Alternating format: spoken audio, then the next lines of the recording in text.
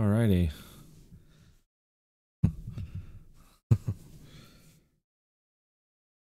Fix my hair here live on the air.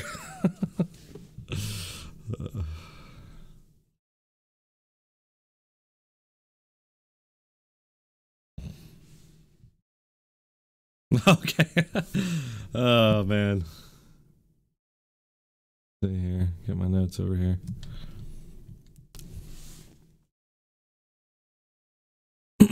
Well, it's been a while since I've done a live stream, and that's partially because the channel's been demonetized, and because I've just kind of wanted to step back and figure out exactly what I want to accomplish with these live streams.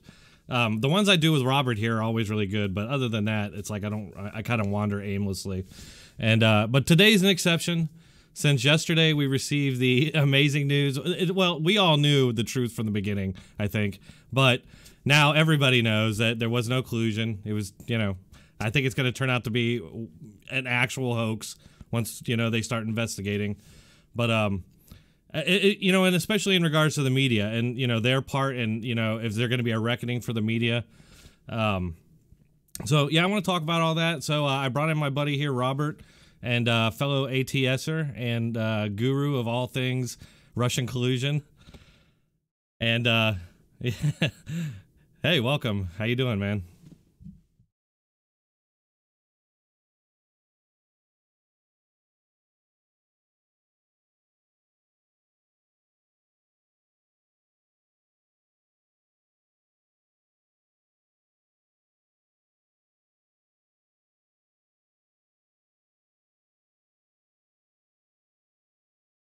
Well, that's old.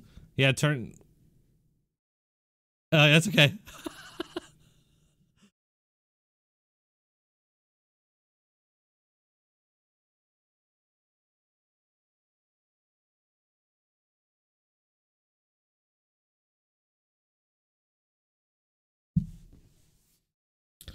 Right. I mean, it's just yet another, and there's been so many of them in the last just like year. These fake stories, and it's like, how can anybody? I don't understand how the media retains any credibility at all to this point.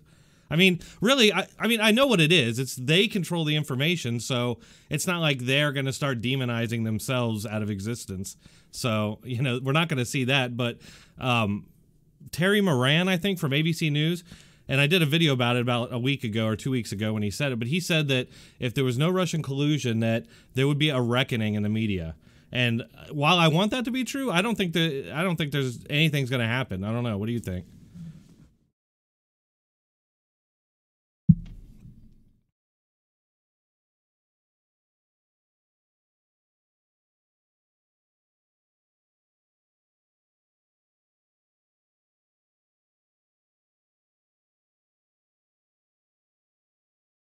Oh, it's okay. I can barely hear it.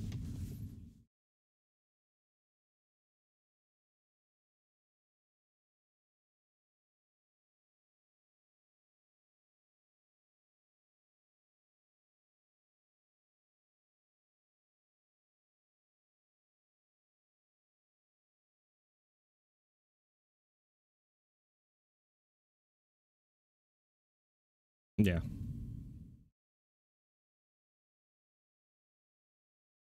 Yeah.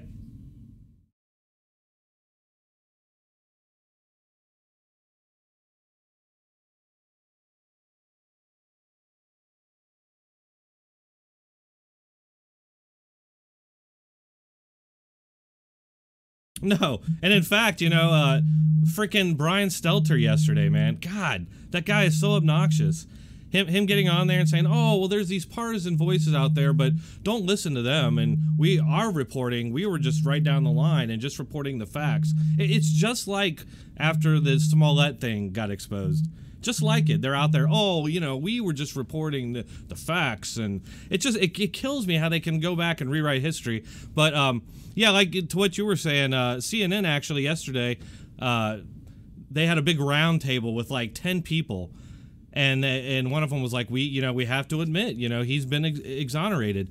And during this whole piece, all of these so-called journalists are at this table just writing away and underlining things and circling things on their paper to look like they're all really engaged in what's happening here. You know, and it just seemed to me like pure theater. you know, trying to make them look.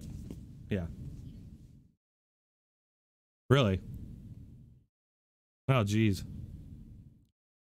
1 second. That sucks. Yeah. Okay, 1 second here. You know, no sound from you. That sucks. All right, 1 second. Oh, you know what? I know what it is. Only the vulgar ones. Yeah, also. for some reason my thing is just gone here. I don't know why, but here we go. Now they should be able to hear you.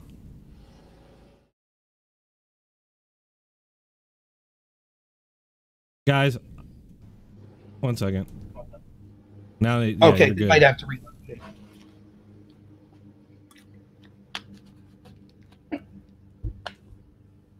That is weird. My well, audio output capture was just gone. I just now noticed that. Sorry. Oh, no problem. But yeah, hopefully everyone could hear now. Okay, good deal. Yeah, we were just saying that there's not going to be. You have some people on the left. Certainly, there were people on the right wing that were right on this all along. You had some people on the left, if people wanted to check them out, like Aaron Mattei, Matt Taibbi, Glenn Greenwald, Jimmy Dore, others like that don't like Trump, but have all along been calling out this Russia hoax. So they're honest. But when it comes to actual mea culpas for your Brian Stelters of the world, everyone at the New York Times, MSNBC, CNN, you're not going to see any of that. And you were saying it's just like the Covington and the Smollett situations. Yeah, it's exactly, it mirrors it. They just don't take any responsibility, and they act like, oh well, and it's, you know what, and they've just continued today. It's just they're just moving on, just like we all knew they would. It's not like it's a big surprise, but it's because their operation is not truth finding or fact finding. It is the advancement of the Democrat Party and whatever whatever will advance their agenda. That's why they just move on. Like you said, there's not going to be any mea culpa. They're just going to continue. And my only hope is that more and more people are getting it, and that they just lose credibility. I mean, if they're just being shown in airports and bus stations, I'm fine with that. You know. Right. Yeah, and you do hope that. And I think that this will be bigger, I think, even than the Smollett or the Covington situation. Both of those situations waked a few people up, I think, that were like, wow, the media is so incredibly biased. But yeah, those of us that have been in the know and have been looking at this have known this for years. Now, this has been the case since at least my entire adult life. And you've been doing this channel for a long time. You know, the media isn't interested in being journalists anymore. They're interested in being activists and pushing through a narrative that happens to favor the establishment, particularly the establishment Democratic Party. And so now it's becoming quite obvious. The irony, of course, is that when the media talk about themselves, they're still talking about themselves as if this like great experimental project that our founding fathers would be pleased with, where they are the bastions of truth and democracy. Yeah. And they're the great protectors of, us, the little guys, and the powerful, that is the elite in Washington. The truth is that they're actually on the side of the elite. And if you read this article that Matt Taibbi did just the other day, it's fantastic. He talks specifically about, we now have a media that are working as allies for the intel agencies. They told us in 2004, oh, our bad. Sorry that we bought the intel agencies' lies about weapons of mass destruction and we went to war in Iraq for it. We'll never do it again. Now, fast forward 10 years later, not only are they not correctly investigating the intel communities and what they're saying now, but they're bringing people like John Brennan on as impartial journalists, the former head of the CIA, for those who don't know. No. And they're saying that we have to not only believe everything the intel community is saying, but to even investigate it would be a crime against America and would hurt America. So that leaves it to people like me and you to actually do investigating as opposed to the media. It's ridiculous. Right. And that's not really a great sign. Right. I mean, yeah, it's just, and it's hilarious how they're all going after Mueller now too. Right. I mean, it's just like, okay, so first they hated Comey. They wanted to fire Comey. You had Nadler out there saying Trump needs to fire Comey. He can do it. Right. And then Comey gets fired. They switch their position. Now they're against firing Comey. And then the same thing now. It's like anytime anybody, Fox News or anybody was criticizing Mueller, well, that was an attack on democracy and our institutions. And now that it didn't go the way they want, okay, well, now we'll change the standards again. Yeah, that's exactly right. And it is just like with the Comey situation. It's so funny. And like, we'll go through some of the things, the deflections that you're hearing about, I'm sure. But You know, in a nutshell, we were told by people were getting Mueller tattoos on their backs. Water real quick, right back. People were making votive candles with Mueller's face. All these memes. It's Mueller time. Mueller's going to bring the heat. That'll be the end of it. We had Brennan 2 weeks ago saying that Mueller was going to lead to convictions, people in Trump's family being taken out in cuffs and things like that. And now the narrative today is, well, Mueller's not that important. It's the other investigations that are important. And, you know, maybe Mueller didn't have as much depth in his investigation as he should have. And maybe he was compromised somehow by Trump. It's just absolute insanity. Yeah, I mean, it's hard to believe that they actually thought he was a Russian agent. I mean, they literally thought that. What the hell? Yeah, I mean, and it, like, when you, like, let's just start at the top. Not only did they think it, we have people like Adam, like, here's the thing. When me and you talk, and anytime I'm doing anything online, I try to say this. Most of the stuff that we're talking about and criticizing, we're not talking about, like, random people on a chat or on some random person on a blog somewhere. We're talking about people in positions of power, whether it be in the media or people in leadership roles in the Democratic Party. So you have the head of the House Intel Committee, Adam Schiff, has said repeatedly before the Mueller investigation's results came out that he personally saw more than circumstantial evidence of collusion to indict Donald Trump as an agent of Russia. Well, apparently he didn't share that information with Robert Mueller because Mueller did not see that evidence. Right. So there's only two possibilities. Either Schiff's going to come out today and tell us that Mueller is in the pocket of Donald Trump and that his entire investigation was a lie, or Schiff needs to admit, my bad, I lied about seeing all that evidence because I'm a liar that just wanted to see Trump taken down. Of course, he won't do either of those, and because the Democrats control the mainstream media, there'll be tons of people in the dark that won't realize that this was a lie all along from Schiff. Well, you know, I think a lot of these people, they live in the media. Like, you know, they all give Trump crap for, like, watching too much media, but these people all live in it. And they, you know, they believe this stuff. Every little thing they hear, they believe it as all true. Because they never talk about any of the information that kind of would conflict with their narratives. Right. And you kind of saw that, and I'll show you something here real quick. On Morning Joe, Chris Matthews even, like, smacked down Joe Scarborough. So they didn't. Because Joe Scarborough's listing off all of these things that, oh, well, what about this? What about that? Hanging on Air Force One, where Donald Trump has everybody around and say, okay, this is how we're going to lie about our meeting with the Russians. Well, so get yourself a job as special counsel. No, because in the end, it did. Yeah, right there. Like, get yourself a job at special counsel. Like, he's basically saying, like, yeah, the council knows about all this, or else he'd be indicted. Like, what are you talking about? Like, even Matthews is, like, disillusioned. Yeah, but Matthews, if you saw him now before, so there was basically two rounds of this weekend. What happened with the Mueller report? You had the first when the reports were coming out that Mueller wasn't going to recommend new indictments, and then you had last night where Barr actually released his statement to Congress saying that there was no collusion whatsoever. When the first story came out that there were going to be no more indictments, Chris Matthews went berserk. There's a hilarious YouTube video you can see of Matthews just being like, "How can Mueller do this without having interviewed Donald Trump and recommend no new indictments?" They're physically upset that their president isn't a Russian spy. I mean, you can't make. Well, they were so invested. Yep, that's exactly right. Now, like, when you look, like, one of the things is, will the media have any culpability? Will they change their mind? Well, we could already see the answer is no, because they're doubling down and things like that. But what incentive do they have to double down? So let's take other scenarios, just real quick look at other scenarios of the media and when they've clearly lied. So, like with the WMD situation, regardless of what you think of how true that was, the fact is the media told us they were duped and, you know, never again. Almost no one that was involved in spreading that lie and taking what the CIA and the FBI was saying uncritically was ever punished. The same was true of the Smollett case or the Covington case. And now we see the people that pushed this narrative the hardest were financially and professionally rewarded the most. Rachel Maddow is one of the most watched people in the media at this point. So, of course, they've gotten so rich. They've gotten so much viewership that, of course, they have every incentive to keep the lie going. You know, it's entertaining television just at face value. They want the lie to get going. Yeah, it's like Matt Taibbi said in that article that you mentioned.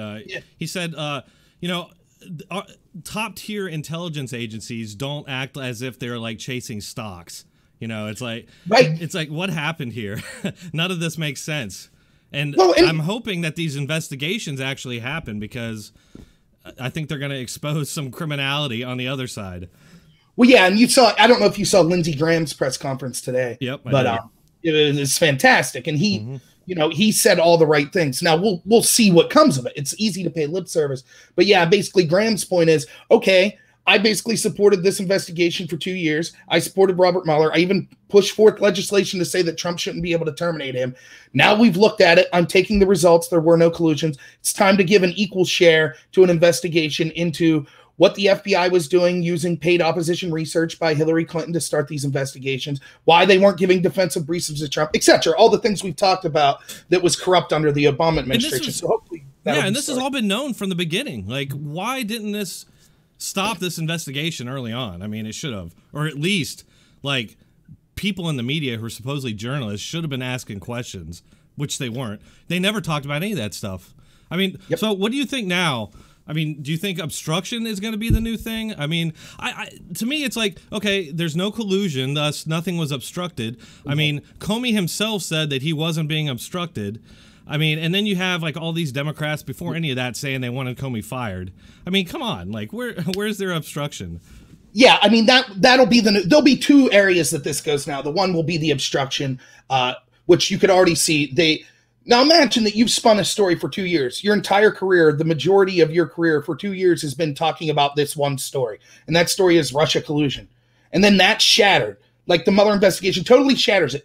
Totally does exonerate. In fact, the fact that it says specifically that it did not exonerate Trump of obstruction of justice, but it doesn't use that language about collusion, proves that Mueller's interpretation was that he actually did exonerate Trump, everyone connected to him. And it even goes further. It says all Americans with conspiring with Russians to influence the 2016 election. So the narrative is shattered. Your narrative for 2 years is shattered. You get your chance as soon as you find that out to go on television. And what do? You say, yeah, my narrative was shattered. But in other news, Mueller didn't say he exonerated Trump for obstruction. It's laughable. So that's clearly where they're going to go. Well, I think that and the SDNY stuff, yes, which, and I bet you that I guarantee it that goes nowhere as well. I bet you. I mean, I disagree. I think that they'll recommend charges. I think they're so liberal they'll find something. They're going to charge him with the Stormy Daniels thing. Now, I don't think there's any chance of an indictment coming from it, but that's not their purpose. Their purpose is to charge so that their mainstream media allies can say, "Oh, Trump's been charged. Time to start impeachment proceedings." Right. I do think that you'll see that, but I mean, it's a joke. And hopefully enough people that were in the middle, that were lied to by the media about this investigation will just be like, yeah, we don't care. Trump paid off an extortionist that he banged. Yeah, I don't care. Like I completely agree with you, and I think that that's what's going to happen. Nobody's going to care. Because at this point, especially after everything, after the collusion, after, you know, the Covington and everything else, just all the fake stories that happened in between all that with BuzzFeed and everything, people, he was already kind of Teflon Don, but this has just made him like, he's like Super Saiyan Trump now. Right. I mean, yeah, and Graham was right in his speech where he said this has to be a high point for Trump as far as being able to get stuff done. And I do hope if Trump was smart, I think he would be smart, declassify what he can, which we'll get to talking about the calls of transparency. That's something I want to talk about. So Trump should now use this chance to focus on his agenda, leave people like Lindsey Graham lead an investigation or a special counselor. But yeah, real quick on the obstruction, like you already meant, like let's go through the list of what the Democrats are going to say about obstruction. So they're saying because this didn't exonerate them. Keep in mind, it's not the job of a special counselor or any prosecutor for that matter to exonerate someone. They merely decide whether or not there is evidence to charge someone with a crime.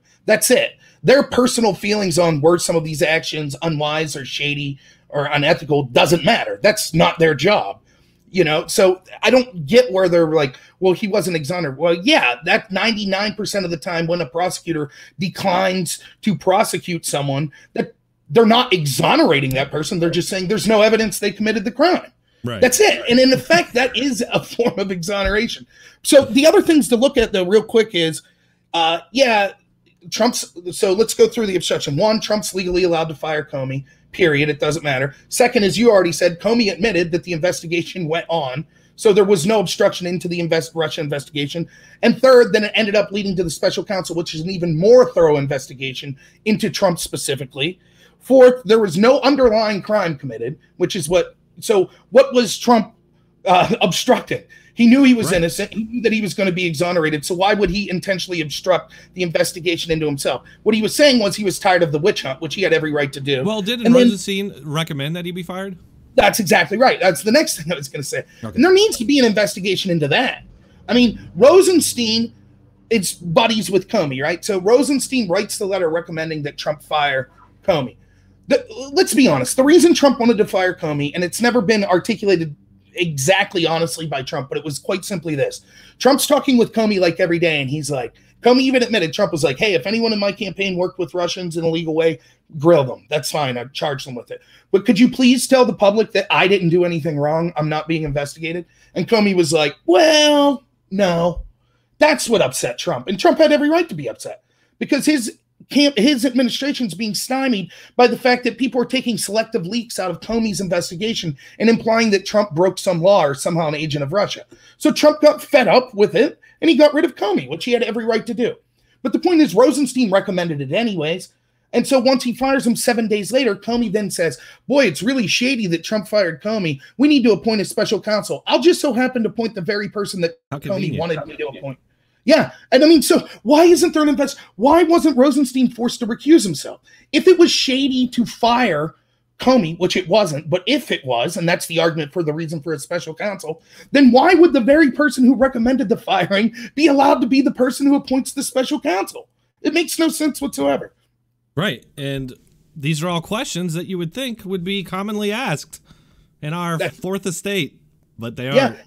And just real quick on obstruction, the same people that are screaming the loudest about obstruction, right? What did they say, for example, when Obama's attorney general, Eric Holder, was under investigation and Obama used his presidential powers to claim executive privilege so that the House oversight that was investigating Holder wasn't allowed to see Holder's emails? It was an unprecedented action. We've never seen a president use those executive privilege like that. Now, wouldn't that constitute obstruction of justice as well? But no, they're silent on that. So somehow that action, the same people that were like, yeah, that's no problem. That's just the president using the powers afforded to him, which they're probably right, by the way, even though it was shady of Obama to do, it was legally, he was allowed to do it. In the same sense, legally, Trump's allowed to tweet that he doesn't like the investigation and Trump's allowed to fire Comey.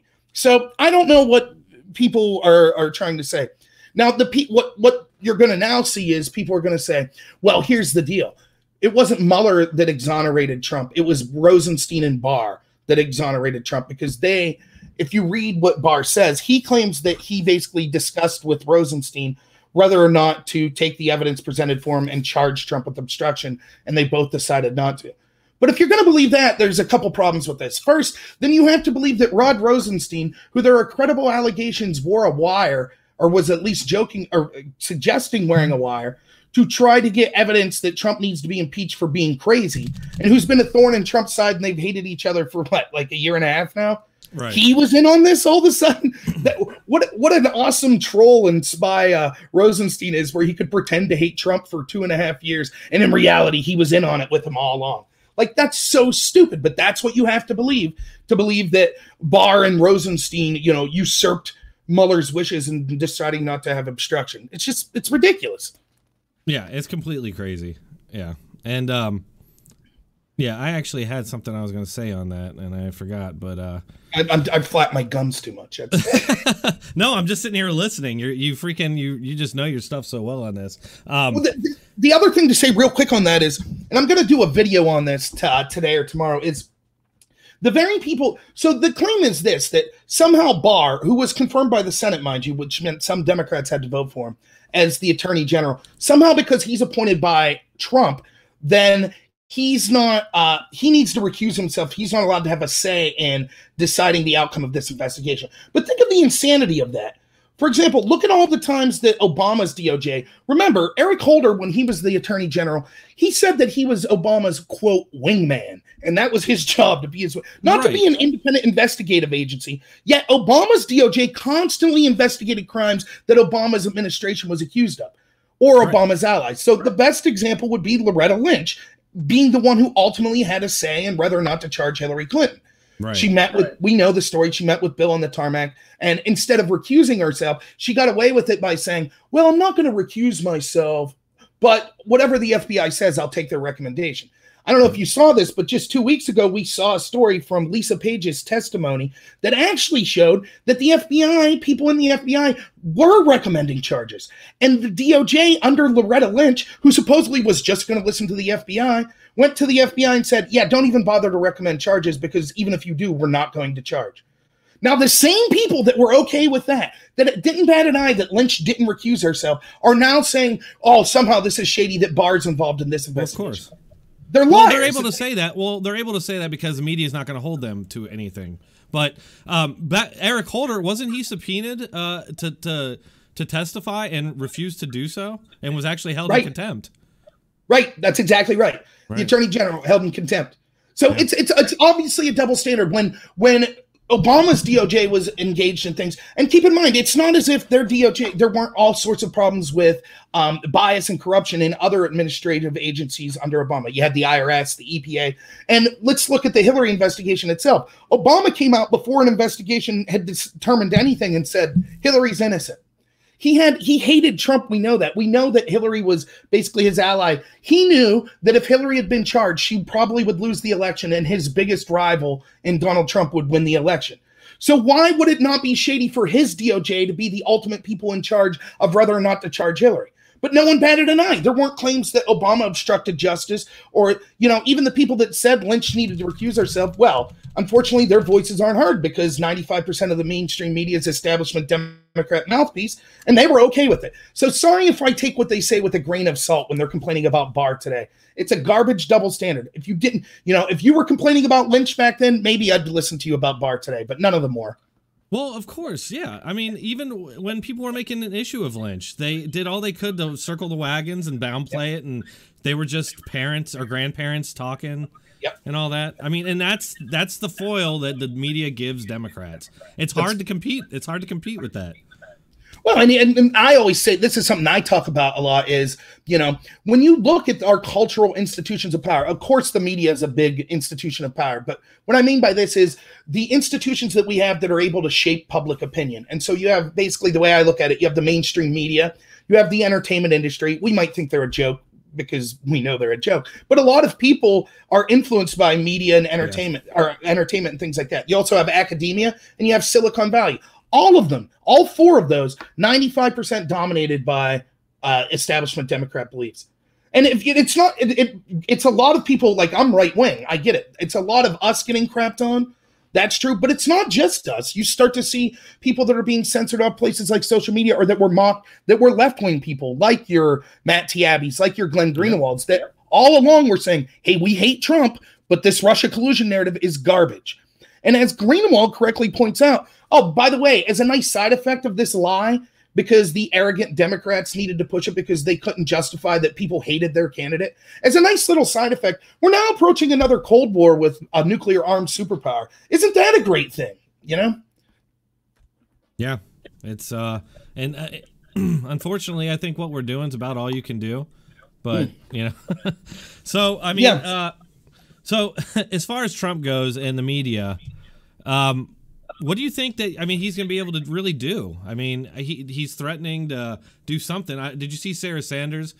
That was great, and she was fired up, and I want to see more of that. But I'm afraid that's probably about all we're going to get, is some fiery, interviews. And well, what will happen is, I do think that you'll see, ironically, the best voices to kind of clear this up are probably going to be voices from the left, because it's like this identity politics and cultural Marxism that you always see pushed by the establishment Democrats at this point. Like, if a white man says something, they don't take it as serious as if, like, a black lesbian woman makes the same sort of criticism. Right.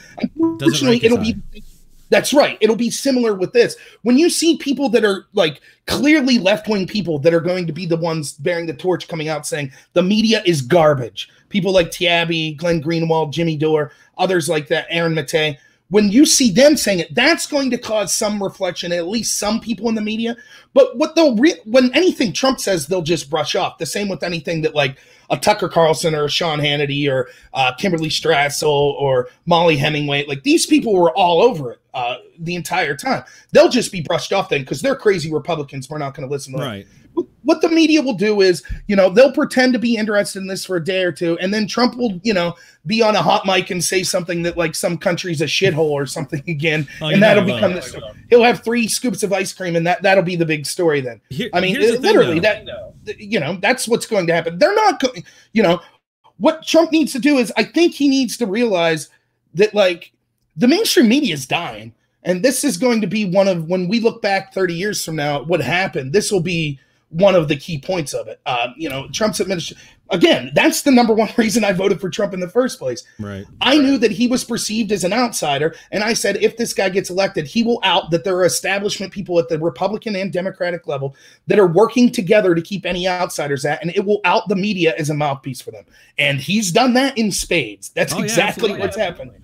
So, but here's the thing is that, like, you got the same battle going on in the media that you got going on in the Democrat Party, I think, where you have, the sort of moderate Democrats going up against the more extreme. Yeah. And the media is definitely comprised, I think, more of the extreme. And, I don't know. I think you do see these journalists like Laura Logan coming out and trashing the media. But look, they treat her like crap. And even though all the stuff that happened to her in Egypt, didn't that happen in Egypt to her? Yeah. She was okay. I don't even want to talk about it, but I think I know what you're talking about. Yeah, right. And that doesn't ever get really talked about much, but and Matt Taibbi, he's been on Rogan, which means he's secret alt-right, and a lot of these people, I just feel like they're just gonna smear him so that nobody listens to him. That's exactly. I'm being pessimistic. I hope that doesn't happen, but. Well, no, but it is pessimistic, and I agree with you 100%. But the optimism is that I think, even though it's going to be a slow process, this is a beginning of a turning point of people just not, the average person, just stopping taking them seriously. They're just going to be done with it. And you're going to see people, the media is going to, what we determine as influential media now is going to be turned on its head, where we're going to see people like me or you, what we might not reach as big of audiences as someone like Joe Rogan, but it's going to be independent commentators that a lot of people are going to trust more than these corporate shills that are controlled by basically 4 companies. Because no matter what you think of me or you might agree with us or disagree with us. I think it's pretty clear to see by, like, our standard of living or anything, we're not getting paid millions of dollars by some corporate entity to, shill for them. So at least you could know we're genuine in what we're saying. And I think that you're going to see more and more of that. That, coincidentally, is why you see the media going after people like PewDiePie, calling for censorship of all sorts of people that are on YouTube. They're a calling threat, for sure. Because they know that's the next phase of what entertainment and media is going to be. And they're basically going after their competitors.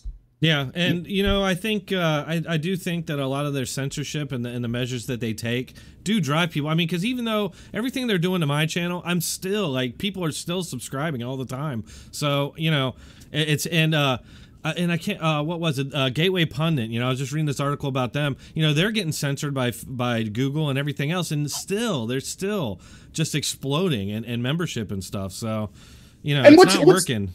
The irony is, right, this is the ultimate irony. All the Democratic politicians, all the CNNs and the New York Times and the MSNBCs, why do we need to censor it? Well, it's fake news. Fake news has a chance to influence elections. Oh, really? Do you want to talk about that today? After 3 years of Trump's a Putin stooge narrative while we're talking about fake news? Of course not. Now it'll be different. Oh, we were just following the leads. So when someone on the right does something, or when someone online that doesn't have, the ability to have millionaires backing them says something that turns out to be true, of course we should call that out. If I say something that's incorrect, it should be called out. But why is that called for censorship and it's said to be damaging our democracy when we have the far more influential mainstream media spreading fake news for 3 years and they have no accountability, no self-awareness about that? Yeah, and we asked this question rhetorically because we all know the answer anyway, but it's just frustrating, and we got to get it off our chest somehow, I guess. But yeah, and I think another thing that I wanted to mention was that you notice now you have all the media calling for transparency, which, by the way, now keep in mind though, they're acting as if it's so funny, like they have to manufacture stories, so they're like, we need to see the entire Mueller report, and Trump and Barr won't release it. Meanwhile, Trump and Barr are both coming out saying, yep, we're going to release as much as we can, other than what legally we're not allowed. So they're manufacturing this story. If you want to know, if you just watch CNN, you would assume that Trump, had a Twitter feed where he was just like, I will never release the Mueller report. But it's the exact opposite. He's saying, yeah, of course, I want the people to see it. So I agree with the Democrats that I want it released, and I do want transparency. But the hilarious thing is, the same Democrats that are saying that today spent 2 years telling me anytime Trump said, hey, can we declassify the FISA document? They said, oh, no, the public can't see that. It'll hurt methods and sources in the FBI. So what's the difference now? And it just once again shows that they're liars. What Trump should do, by the way, is come out and say, after Barr talks to a proper court and finds out what he's allowed to release from the grand jury, Trump should announce that they're releasing the Mueller report because he was moved by the Democrats' calls for transparency. Oh, by the way, in addition to that, I'll be releasing to all of the FBI material on the investigation into me. And then watch the Democrats then at the same day say, watch the Democrats have to say in the same day, we're for and against transparency at the same time. They're just, it's such a joke. Yeah, that would be a master stroke. I hope that's what's happening here, because that would be great. Yep, that's exactly what he should do. What do you think is going to go on with these hearings with with Barr and Mueller? Is that going to happen, you think? And that going to be a big televised thing too? Yeah, they'll have even Graham came out and said that, he supports having Barr testify, which I would too. I think Barr, even though I think this is a witch hunt investigation from the first place, the people have the right to see what exactly went on, because the less transparency, then the more the conspiracy theories can thrive. I don't want to hear from a talking head, even a talking head I agree with, what's in the report. I want to see the report myself. And I feel that way about all the FBI documents, about the Mueller report, and about Barr's interpretation. So, yeah, I think that you'll see Barr testify. Most of it will be open. You'll be able to watch it.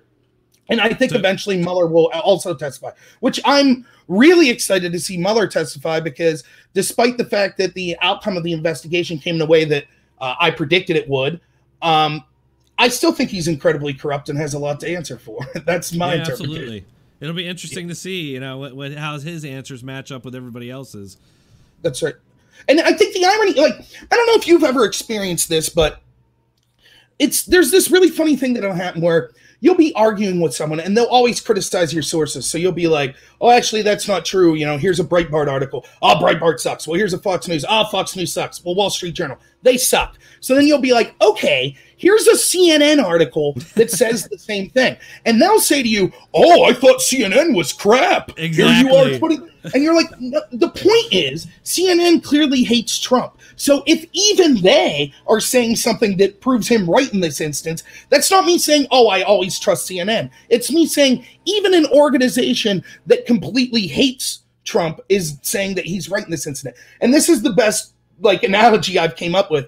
Imagine you're watching a baseball game. I happen to be a Pittsburgh Pirate fan. So let's say the Pirates are playing the Cubs and there's a play at home plate to end the game. And the ump says that the Cubs safe. And that's it. It ends the game. And so the Pirates manager comes out and goes, that's a garbage call. He was out. And then the Cubs manager goes, yeah, that was probably a garbage call. He was out. That doesn't mean that, oh, I always agree with the Cubs manager. What that means is even he, who had every incentive to say, no, he was safe, said he was out. That's how I feel about the Mueller report today. It's not that, because I have so many people telling me on places like Above Top Secret, oh, all of a sudden now you're a big Mueller fan. No, that's not it at all. I'm saying even him, with every incentive in the world to find any crime on Donald Trump whatsoever, to find any shred of anyone in America colluding with a Russian, even he wasn't able to find that. That, to me, is the most startling revelation in the report. Right, because we've been told up to this point that Mueller's coming. He's coming to get you. You know, and so, yeah. And people ask, what is it about Mueller specifically that makes me think he's corrupt? And there's basically three things. One, it was the way he staffed the people on his team. It wasn't just that they were Democrats. You could forgive that, though you would like to see, at least one Republican. That might have been okay. But it was the fact he had several people on his staff that actually worked as lawyers for people that were in the Clinton Foundation. Now, let's say, and this is what I'm saying, that when I'm calling foul on all this as it's coming up years ago, I was told by all these left-wing people, oh, it's sour grapes, it's sour grapes. And I repeatedly said, you better watch yourself, because let's say Trump appoints a special counsel to investigate the FBI and Hillary Clinton and Obama's team, which that's what Graham recommended today, right? Yep. What if that special counsel's appointed and he's like, and I'm just going to staff it with a bunch of former Trump lawyers? What do you think the media and the Democrats would do? They would be like, this is insane. You can't do that, right? They never have to actually be themselves judged by their own standards. That just isn't the case. And something I wanted to point out real quick when you're talking about people who say, you know, oh, you're using CNN as a source, that must mean that, you know, they're good. The thing is CNN can pick and choose what they want to amplify and what they want to brush under the rug. And just because you can find a news article online that maybe, you know, backs up what you say, doesn't mean that CNN's out there repeating that. And, you know, if it conflicts with their narrative, they're not going to talk about it ever. So, well, that's absolutely right. That's right. Like the error of omission is just as big, the lie of omissions is just as big a lie as an intentional lie. So they might have to begrudgingly, like, for example, you could watch coverage last night of Don Lemon. And this is my, like, I don't do good impressions, but this is basically Don Lemon. He's like, well, the Mueller report's out and no collusion, but it didn't exonerate him on obstruction. Let's talk about exoneration of obstruction, you know? And so they said the relevant fact that Mueller said there was no collusion, but they just briefly say it in such a small way. It's only 10 seconds of their hour coverage on it. And that's exactly what you're talking about. CNN might mention something in one sentence on one article and then never mention it again. And unless you're very astute, you don't pick it up. But I even go beyond that, and I would say I don't even have like if you're with one of the people that I'm discussing things with, like on Above Top Secret or other places, I'm not one to say I refuse to look at a source because it's CNN or New York Times. I always look at the information within. And in fact, many times they are reporting truths on a lot of issues. It's how they spin that truth that's the problem most of the time. So they might say Trump's economy added 180,000 jobs last month. Well, just because it's CNN, I'm not going to say that must be a lie. You know, okay, I'll take that number at face value unless I see a report otherwise. Now, where the crazy CNN comes in is they'll spin that to say, oh, it would have been more if it was Obama, etc. You know, right? Yeah. So I get frustrated because lower than expected. Yes, and I get frustrated. One of the things I'm trying to teach myself, this is kind of a New Year resolution of mine, is try not to judge other people for stuff that I'm doing myself. In other words, change myself and what's wrong with me before I complain about other people doing the same thing. So I absolutely hate when I'll cite something that I think's credible and someone will just respond, I'm not going to read any of that because it's from a source I don't like. That infuriates me. So I really try not to do the same thing in return. Now, if you cite CNN and it just says, according to an anonymous source, okay, I'm going to say, I'm not going to take that, you know, at face value. But, you know, I'm not going to just ignore a source for who it is. So that's the same is true of Mueller. Like, the reason we're talking about this is because I'm not just going to immediately discredit anything Mueller. Even if Mueller would have came out and said Trump's and his team's guilty of collusion, I wouldn't have instantly said, oh, that's got to be a lie. I would have said, let's see his proof. Oh, yeah. Let's release the facts and see his proof. Because, and I think that's one of the things I like about you is I think both of us, we care less about like defending our team or defending our guy than we actually care about the truth. And we've both said all along, if there were crimes committed, then fair enough, charge them. If Trump committed a crime, charge him. So, you know, I wasn't going to just throw it out because I didn't trust Mueller. Just real quick, the other two reasons I don't trust Mueller is because he charged people connected to Trump with crimes that he refused to charge people connected to Hillary. So the best example is Paul Manafort worked with the Podesta Group in failing to register as a foreign lobbyist. Paul Manafort is looking at 7 years of jail for that and other crimes. John Podesta was allowed to just retroactively file paperwork. And then, of course, there's the story of Mueller intentionally allowing his team to delete the text from the iPhones that he gave to Strzok and Page, even though he knew the IG wanted to look at them. So for me, those three things just destroyed this idea of Mueller being a man above integrity and above reproach. And I hope that if he gets in front of Congress, that you have some smart Republicans that are able to ask these questions. The problem with the Republicans, other than a select few like Trey Gowdy, they don't know how to like entrap people in a question. So the way you set it up is you start talking to Mueller about, you know, why did you decide to let Strzok and Page go? Did you find this text tugs on the text on the FBI issued Samsungs about having an insurance policy? Did you find that disturbing? Oh, yeah. And you talked to the IG about it? Oh, yeah. Well, then didn't you know that the IG would want to see the text on the iPhones that you allowed to be deleted? Yeah, and no one will ask that. Then no one will ask it. Like, how are we to believe like both things? You know, like you're supposedly this upstanding, you know, member of the intelligence agency, and yet you're caught in all these lies. It's like Clapper, Yeah. I mean, it's like we got Clapper, we got Brennan, and we got Comey. All three of them have lied to investigators under oath multiple times in some cases. Brennan lied multiple times, I believe, and so did Clapper. And Comey too, actually, and McCabe, for that matter. McCabe was caught in a lie. Between him and Comey, we don't know which one of them's lying. As far as like leaks go. That's right, and that's just lies to Congress. Let's look at some of the other charges that were filed. So you had so Cohen lied to Congress. He's looking at 2 years over that. All the people you just mentioned lied to Congress. They're not even looking at an investigation. Lying to the FBI. Flynn supposedly lied to the FBI. Now, keep in mind, when Flynn talked to the FBI agents originally, and one of which was Strzok, who had every incentive to hate Trump, so it's not like he was on Trump's payroll. The FBI agents said in their text that we've since seen that they didn't believe that Flynn lied to the FBI. Mueller disagreed and charged him with lying to the FBI. Okay, fair enough. That's a crime. However, we know for a fact that Mills and Abedin, Hillary's attorneys, both lied to the FBI from text messages and emails that we've seen, because the FBI agent said Mills and Abedin both testified that they were unaware of Hillary's private server until after her tenure as Secretary of State. However, emails released to them showed that as far back as 2009, they were having private discussions about the problems with this private server. Or maybe it was 2010, but you get the picture. So we know they lied to the FBI, no charges. We know that through FBI texts that were released, the FBI agent said that it defined credulity that Hillary Clinton thought that the C at the top of the papers was alphabetical order and didn't mean classified. So they thought she lied. She wasn't charged. And then the biggest example is, for God's sakes, Hillary's team destroyed subpoenaed evidence after it was subpoenaed, and no one was charged. So I'm tired of all these claims of like obstruction of justice, and it's a big deal. Failing to register as a foreign agent's a big deal, and lying to Congress or the FBI is a big deal. Time after time after time, every single crime that's been charged with someone connected to the Trump campaign, the exact same crime could be proven committed by either the leaders of the Intel Committee or people connected to Hillary Clinton. And every single time, none of the people connected to the Intel community or Hillary were charged, and the people connected to Trump were charged and given almost max penalties every single time. Yeah. And so that's why I don't trust the investigation. Yeah, and then, when Hillary's not charged, we're told that no serious prosecutor would prosecute. Like, what is that? That's almost even like a veiled threat or something. And it's like, right.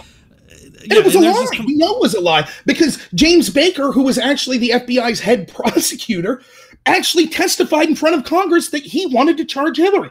So not only was it that, not only did Comey lie when he said no credible prosecutor, in fact, the most credible prosecutor that worked for him wanted to charge her. So it was a lie from the get-go. And now we know other FBI agents also thought that it warranted charges. Yeah, and I believe under testimony, and I can't remember exactly who gave the testimony, but I know that there were at least 2 different testimonies about reasons why they weren't going to prosecute, or the reasons that they were given and told not to prosecute.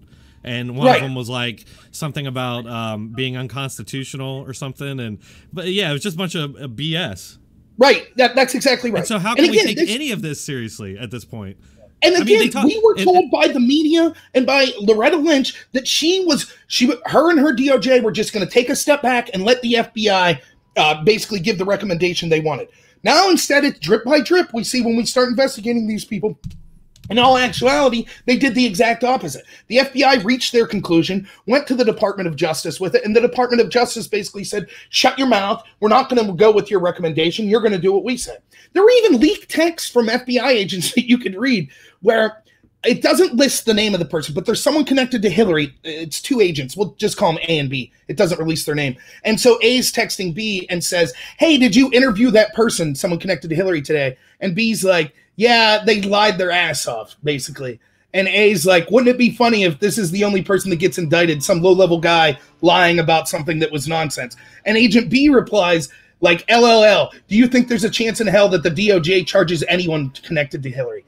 They knew, as did all of us. You knew there was no chance that Obama's DOJ was going to jeopardize letting Trump win the presidency because they charged Hillary with a crime. You knew that was the case. And so, but we still have to, you got to repeat the lie, which is terrible. Yeah. I mean, I have no doubt in my mind, this whole thing was the insurance policy. I mean, this was the insurance policy that Peter Strzok and Lisa Page were talking about. Well, speaking of insurance policies, right? Like one of the first question I had when we heard that there weren't going to be indictments further issued by Mueller And now we know specifically that there was no claims of Russia collusion. Think back to the very first person you heard about, like the dossier, right? Like this dossier that alleged Trump was getting peed on. And no, technically, let me be very technical. I don't think it ever alleged Trump was urinated upon. I think it was more that he watched two women urinate on a bed that Obama once slept on. That was that was a major story in our media, believe it or not. Our most credible journalists reported on this story as if there was any validity to it. Golden shower stories. That's how far we've sank.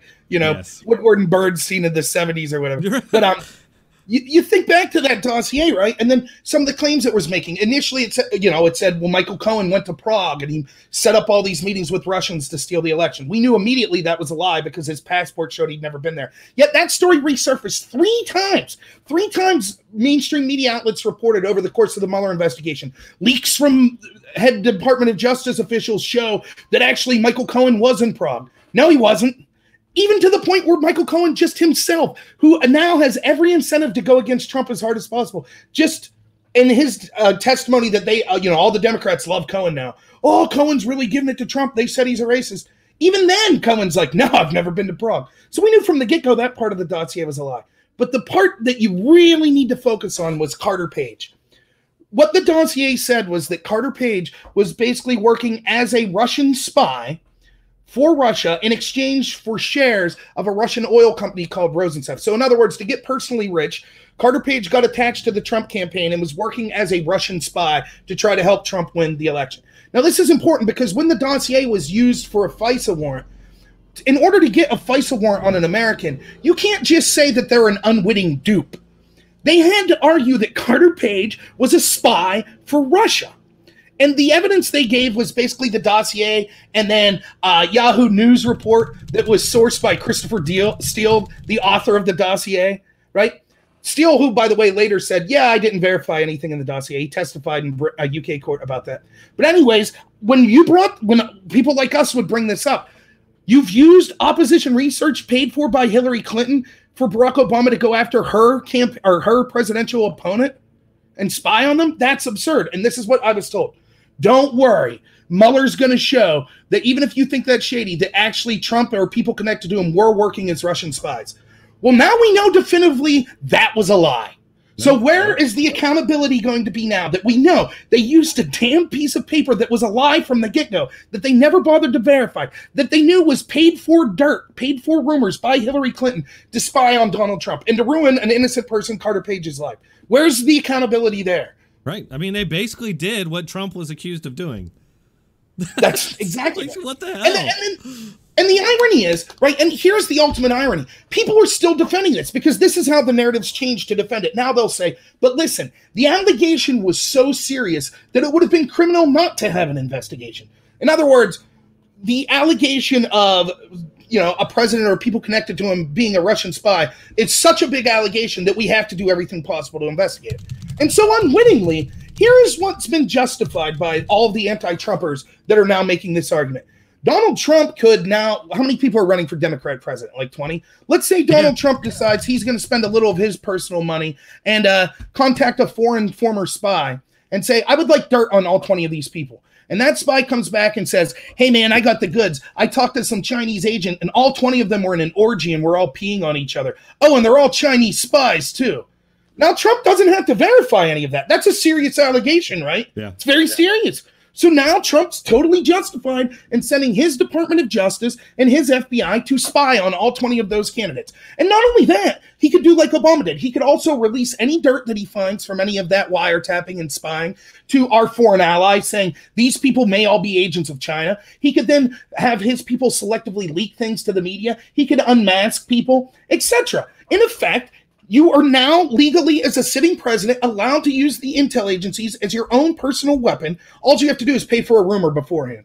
That's it. All you need is a serious charge. I mean, that's all you really need is a serious charge. And these people, their heads would explode if Trump did this. And they would be right to be furious. I would be right there with them. I would say, this is ridiculous.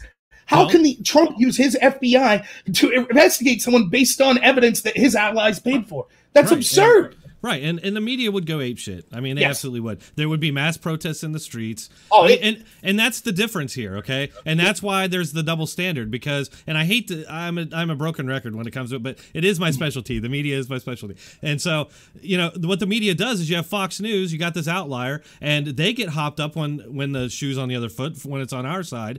They get hopped up, but then the rest of the media just dismisses it and says, oh, well, they're just a partisan propaganda network for the Republicans, so just believe us, it's good. But then when the shoe's on the other foot, it's the opposite, and then you have Fox as the only one saying it's wrong, right? And then the rest of the media saying, no, it's all good. So, I mean, that's what we have to deal with. Yeah, and I think, you know, our job, part of our job is to just never let these people down. Now, look, I try to be civil. Like, I joke, I'll make fun of people and things like that. But I honestly try to engage with civility. And I'm open to hearing people that push this Russian narrative apologize and say, yeah, this was garbage. The ones that don't and continue to double down, I have no sympathy for. And they should be mocked and derided as strongly as possible. But it's our job, and just to inform average people of just how big this lie was and say, don't trust these people again. Don't trust them. You know, it was just like the way, I don't know how many people, like, I get accused all the time. So, you know, I'm right wing. I'm a Republican, but I kind of lean to the more libertarian side. I'm more of a Ron Paul Republican. Hated all these foreign wars. Back when the Iraq War's going on, I'm in college. Most of my friends are liberal. I was a debater in college, you know. So most of my friends were very liberal. Now they're big Bernie fans and Ocasio-Cortez fans. But they were there with me when we were protesting kind of the lies of the intel community going into the Iraq War. And now they say that I've changed. And I'm having to tell them, dude, the very group you told us to never trust again, you're now buying hook, line, and sinker. The very media that you said were a bunch of liars. You know, and look at how Fox News, which don't get me wrong, Fox is biased. Fox has all sort of shady people, right? Don't get me wrong. I get that. But look at how they're derided by all the other media and academia and the entertainment industry still for their mistakes in the Iraq War, which, okay, maybe they deserve that. But what about the other news agencies? Now we're supposed to just take – the New York Times is still considered the gold standard of journalism. They're a total joke. They're a joke, you know? Yeah, and I had the exact same college experience as you. I was very left-wing, liberally guy. I was right there with my liberally friends. Yep. And now they're like uber left, and I've literally had old friends of mine call me a Nazi. So, and it's like, not at all. I'm like, no. Yeah. I lived with a black guy for 2 years, and all of a sudden he thought I was a racist the week after I voted for Trump.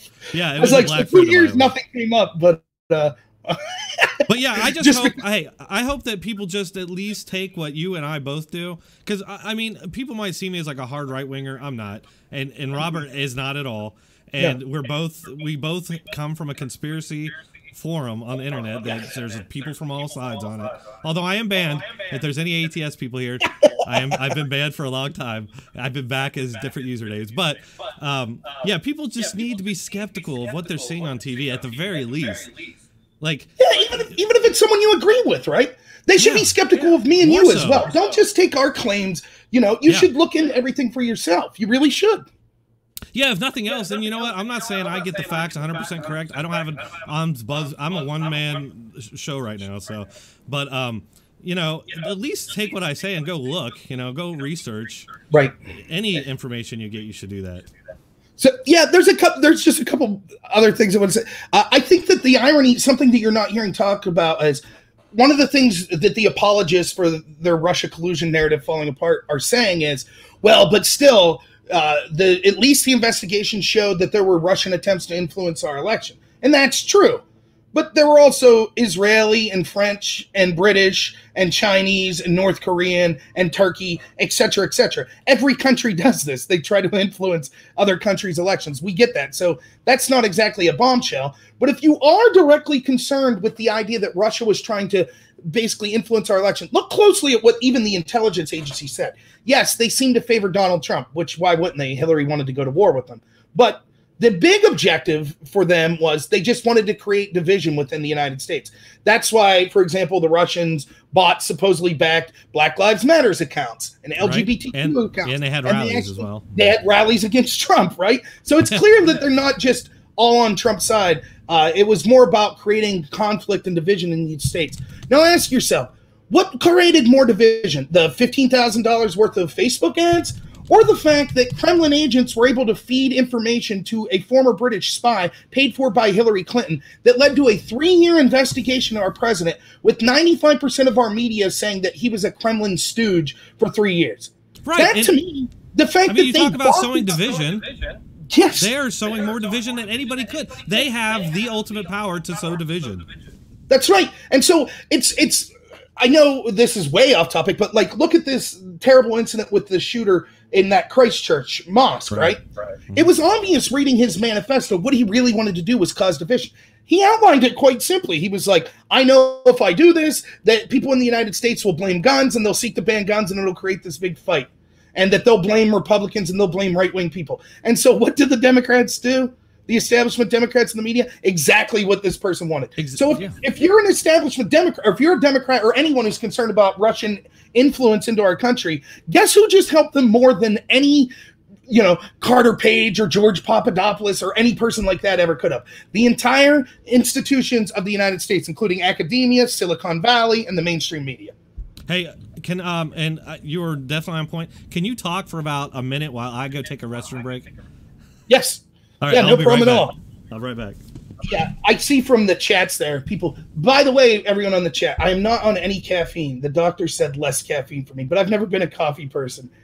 One of the things I wanted to talk about in addition to this is there's a lot of people that want to take the day to celebrate, and there is some celebration. If you're someone who saw through this garbage, you've finally been vindicated, and it's a good day for Trump, and it's a good day for the country on whole, because this narrative that's been kind of an albatross around Trump's neck actually is now going to be lifted, and it might allow some kind of governance. Even if, right, you don't like Trump, at least there's now a possibility that he could actually do some governance instead of constantly having a battle back and forth and having the albatross of the Russia investigation over his head. But to me, it's not a day for a lot of celebration because it's a very Pyrrhic victory. It's a very small thing.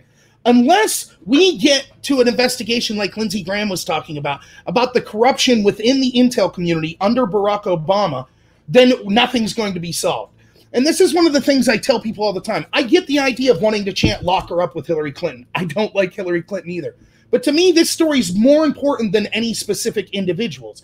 And so I don't think Hillary Clinton in this entire, what I'm calling the biggest political scandal in the history of the country, I don't think she's one of the major people that's culpable. And here's why.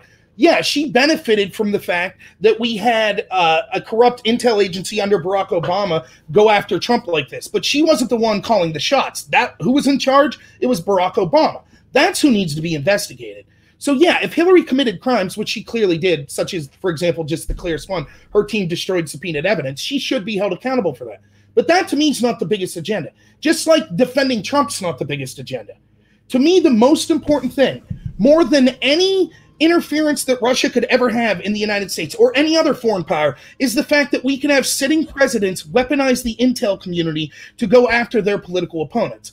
As much influence as Russia could have using RT, Russian Times, or using Facebook trolls, or, other things like that, or even hacking emails, it pales in comparison. It's only a fraction to the dangers and the power that having an unelected bureaucrat in charge of intel agencies, the most powerful intel agencies in the history of the world, that could literally shut your life off at a moment's notice, to have them be weaponized and go after presidential candidates that they don't like. To me, that's it. That's the biggest story. And until we get to the bottom of that, it'll happen over and over again. Maybe the next 4 years will go smooth for Trump, or the next 6 or 8, whatever. But that doesn't matter, because in the long run, me and yours votes no longer matters. Because anytime we vote for something that the intel agency doesn't like, they're just going to be corrupt and use their system as a weapon. Yeah, I mean, look what's going on with Brexit. They're desperately trying to get out of that. It's same stuff. Is it? And oh my God, I know you probably haven't been on Above Top Secret, but I mean, the conversations on there about Brexit, it's so funny to me. You have these people that I know I might not agree with because they're on the left, but they seem like intelligent people, and they're trying to tell you with a straight face, like, oh, we need a second referendum. Well, why? You had a referendum. Both sides agreed to whatever the outcome was they would stand by, and you've never implemented the will of the people in that vote. But they want a do-over. Yes. And it's constantly like, and what you see is, and I do think that it's worth referencing that, because I think the connection there is the establishment Democratic Party and some of the establishment people on the Republican. Let's not let them off the hook. Let's not forget about Jeff Flake, John McCain, and other people like that, the Jeb Bushes of the world. that were also never Trumpers that would have rather saw Hillary. They have more in common with Hillary, even though they're Republican. Because the truth is, at those high levels of the Republican Party, many people, not all, but many, are just interested in maintaining power along with their top-level establishment Democrats. So what they all have in common, I think, is they're all globalist. And we see this is the globalist mantra. They don't give two hoots about elections. They don't care two hoots about people's voting and democracy. Look at the Lisbon Treaty that the EU also pushed. So this was this treaty that was put on Ireland that was basically a treaty that would have benefited, I forget the exact details. This was years ago, and it would have benefited the EU. The Irish people voted against the treaty. And so what did the EU do? They made them revote for it. Now that's insanity. But it's always these people that for some reason, you know, now look at what the Democrats, who again, I'm lumping in with these establishment globalists, now look at how they want to change the entire system of our election because they lost an election. Right. One, it was stolen by Russians. Well, we now know that was garbage. And then it's the Electoral College's fault. And then it's, we need 16-year-olds to vote. And then it's, we have to pack the Supreme Court. We have to put, like, when a Democrat gets in there, they should be able to pack. Over and over, when these people lose, it's, we're not going to accept the results of the election. And ironically, as is shown over and over and over again, it's ironic that this was the very accusation they made against Trump. If Trump loses, he won't accept the results of the election, and it'll be the end of our country. Once more, exactly what they criticize others of is what they're doing. Oh, yeah, that's what, I mean, that's the MO, man. I mean, so, like, what do you think about their use of language to what we were just talking about when they say we were attacked? It really bugs me when they do that. We were attacked, and it's like that's some like kind of tenuous language to be using with a power like Russia. Like, we weren't attacked. Some people, some trolls and memes were traded on the internet, and I also don't like how they kind of fearmonger about memes. Like, memes are this ultra weaponized, powerful tool when they're really just funny. Really just funny. That's exactly.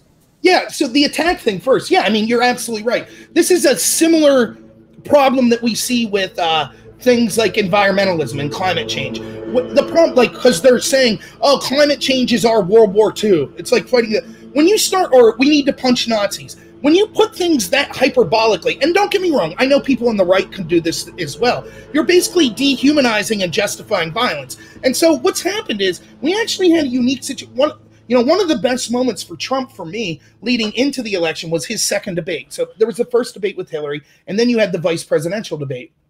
And at the vice presidential debate, Kane and Pence both said, like, oh, yes, Assad's a bad guy and the Russians are bad, and, we need to help the rebels in Syria go after them. Trump comes out in the second debate, and you know that his advisors told him not to do this, and he's like, I don't understand why we're working with Islamic terrorists in Syria. Why wouldn't we be helping Russia get rid of them? And it's like, yes, that's exactly right. That's the problem with our foreign policy. We keep telling me I can't walk through an airport without practically getting molested because Islamic terrorism is such a big threat. But we need to arm them and give them missiles in other countries to fight Russia. Like, What the heck sense does this make? And so that narrative needed to be destroyed by both the establishments in the Republican and Democratic Party. That's why the only time you've seen somewhere like the New York Times or CNN praise Trump was when he was bombing Syria. They need to set up this language of we are at war with Russia. They want another Cold War. That's what they want because it benefits them to continue to have these regime change wars. I think this was the biggest signal to the intel community to go after Trump and why they despised him, because he might actually put a stop to these never-ending regime change wars that don't benefit our country in any way whatsoever. And he started to say commonsensical things like, yeah, why don't we have a better relationship with Russia? Why don't we have a better relationship with North Korea? Yet every single time, the language used by these same groups that are yelling Russia collusion is always, Russia attacked us. We can't sit down with North Korea, et cetera, et cetera. Like, they're always pushing for that attack, and they might just get it. I'm worried that it's gone too far at this point. I mean, Trump tore up the INF, the nuclear reduction treaty that we had with Russia. He's talking about sanctioning Germany for a pipeline deal with Russia. Basically, he's been more antagonistic to Russia than any president since Reagan. But we're constantly told he's Putin's puppet. How the hell does that make sense whatsoever? Right, arming Ukrainians, giving Ukrainians weapons to kill Russian soldiers, but he's a puppet. That makes total sense. And that's what they wanted, though. One of the most hawkish, things that would have led to war that I heard going into the election was Hillary suggested a no-fly zone over Syria. Now, for those of you that don't understand, they're basically saying then Russia would be unable to fly airplanes, even for legitimate purposes, over the country of Syria, which is their ally. That's basically an act of war. That's what Hillary was calling for. It's no surprise that the Democratic Party that was the party of peace 12, 13 years ago, now polls are showing that the average Democratic voter is actually more hawkish and more in favor of wars than Republican voters. It's been a total flip. Of course, to me, being kind of conspiratorial minded, I feel like the military-industrial complex sat down and were like, geez, people are really upset with our guy, George W. Bush. How can we change public opinion? I know we'll get a Democrat who's a really charismatic black guy that everyone really digs, and we'll have him push the same wars. Hell, we'll even give him the Nobel Peace Prize. And that's exactly what happened. Damn, Obama dropped more bombs than George W. Bush, but he was considered a hero. And I'm sure it was the same for you. You remember I was into like punk music and stuff, and there was all these albums that came out under Bush. Punk against Bush, rock against Bush, yeah. You know, and I was all with it. I was like, yeah, I'm listening to like NoFX complain about Bush. I'm like, yeah, I'm here. Where were all them? Where were the Bruce Springs? Where were all the entertainers that were against the Iraq war? Right. Where were they when Obama was doing all the same crap? That was kind of something that red-pilled me early on, was the fact that protests only seem to arise when there's a Republican president. It's like, that's odd. Yeah. And so that's where you see with this language of attack. It's more the same garbage. They're worried that Trump might be a president that, you know, despite being a very gregarious person and seeing someone that wouldn't back down, that's actually interested in being a deal maker and not using military conflict all around the world. They're worried about that. And so they had to constantly push this idea of we were attacked. They're still pushing it to this day. There are Russians hiding under bed. Now, the meme thing, that's even funnier. Like, I can't tell you, like, there are people that I think are incredibly intelligent that I have debates with that I disagree with that are coming from the left. There are two issues, really. Well, the Russia collusion's one, so I guess three. But there are two issues that it's just blown my mind at the stupidity, at least what I think is the stupidity of their arguments. The first was the Covington story. I could not believe they bought this and continue to defend. Most of my friends continue to defend that garbage they after still the believe video. it. Yep. So many people. I can't believe it. People that I would consider very smart people still believe, oh, those kids surrounded that Native American. Oh, it was all the kids. All that smirk was racism. The media still tacitly endorses their original story. They never really walked it back. Well, and here's... Okay, picture this. So, this is getting off on a tangent, but... I love it. Go for it. So, like, picture this. You now see the full video of the Covington thing, and you know that these kids are getting so many death threats that their school was shut down for 2 days. And you know that it wasn't just from random people. This is from prominent blue checkmark people on Twitter, people in the media, etc. So let's say you're a member of the media, and you realize, like, wow, we made a huge mistake. Because most of the media said, well, okay, they didn't exonerate them. What they did was, it was a very clever thing what they did. They ignored the adult black racist, and then they acted like, well, the Native American Nathan Phillips, he was a hero, despite the fact that these kids might not have did everything they've seen. That's a lie, by the way. Nathan Phillips sat there and listened to black adult racists yell at children for an hour, and then joined.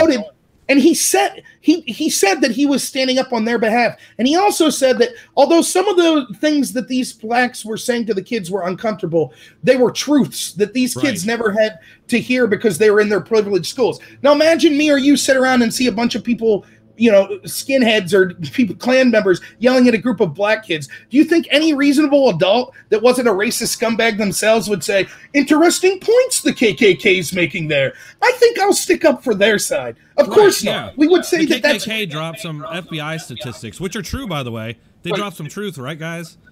Mm-hmm.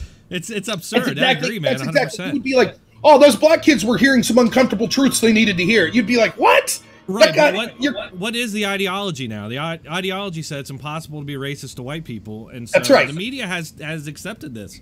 That's right. And so, so imagine then you're the media and you see all this. So they try to just casually shove the black Hebrew Israelites that were the real adult racists. They shove them under the bed. They lie and obfuscate that Nathan Phillips heard what they said and agreed with a lot of it and acted like he was a hero. And then, yes, and then their strategy was to say, well, but look at all these other things that happened at this school that was bad 5 years ago. There was some kid that painted himself black at a basketball game. And this gay kid that was valedictorian wasn't allowed to give his speech. Each of those stories, by the way, if you just looked at them, they were all lies. There were reasonable explanations why this didn't show bigotry or racism from the school. But the chutzpah it takes to have been so wrong about this, that kids are getting death threats, and for your reaction to be, let's keep digging into this school and see if we could find any reason to justify somehow why these kids deserve the death threats. That, to me, it was insane. I'm talking to my friends that are like, they're like, okay, right, the media jumped the gun. They shouldn't have jumped the gun. But did you see this clip of these kids yelling MAGA at a girl? So that just shows they were scumbags. It's like, okay, do you have any proof those kids were from the Covington school?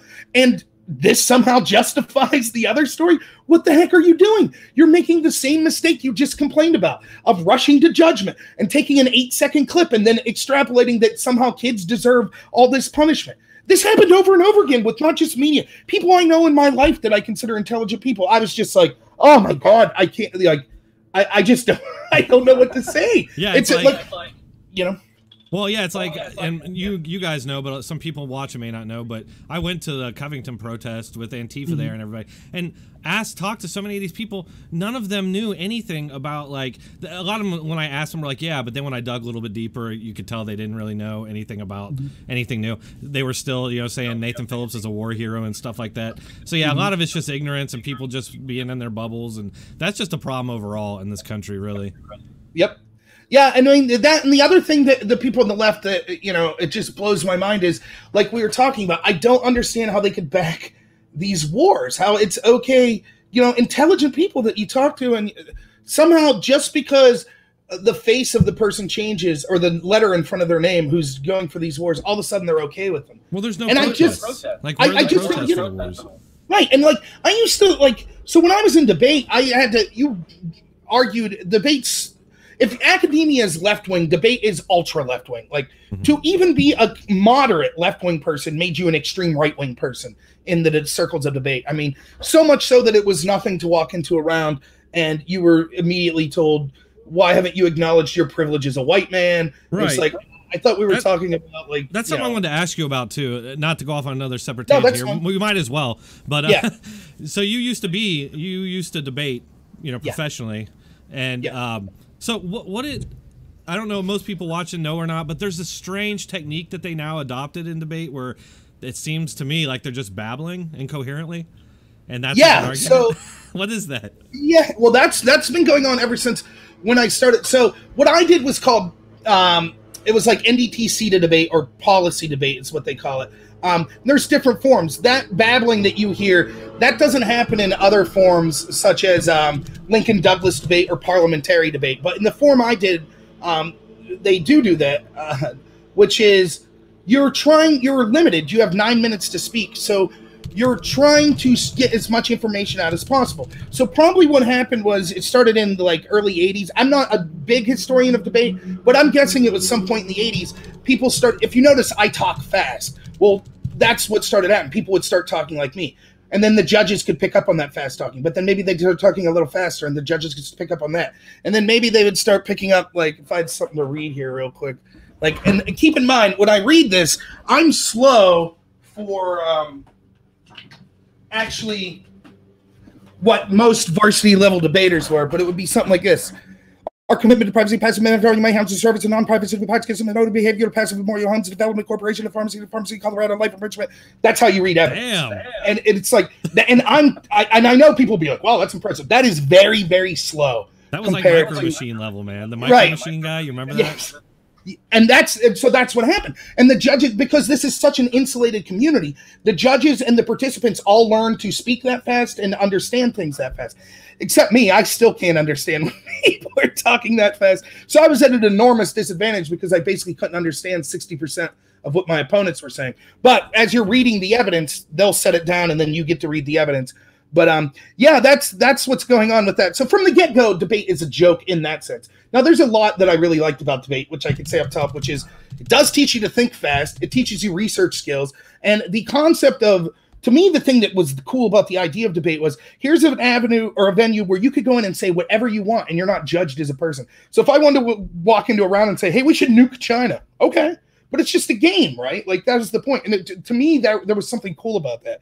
And I made some friends. Yeah. But, man, in addition to that fast talking, so you basically have three types of debate arguments.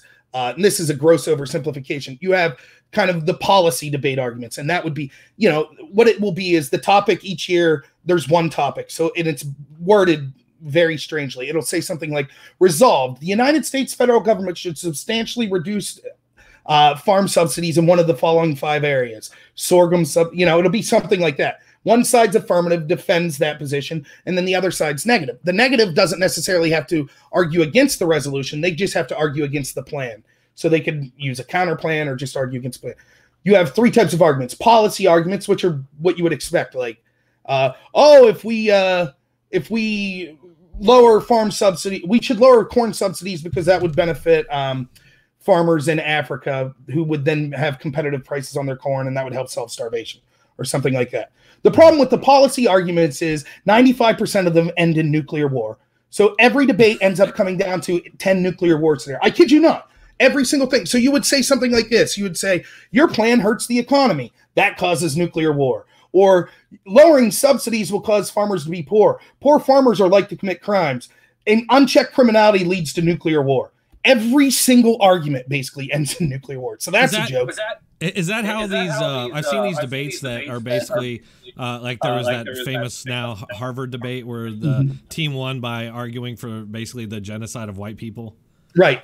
Is that how you get to that kind of stuff? Yeah. So that would be the next type of argument. So you have what's called, well, the third type of, the next kind is called a critique or critical arguments. Critical arguments are all basically grounded in postmodernist theory.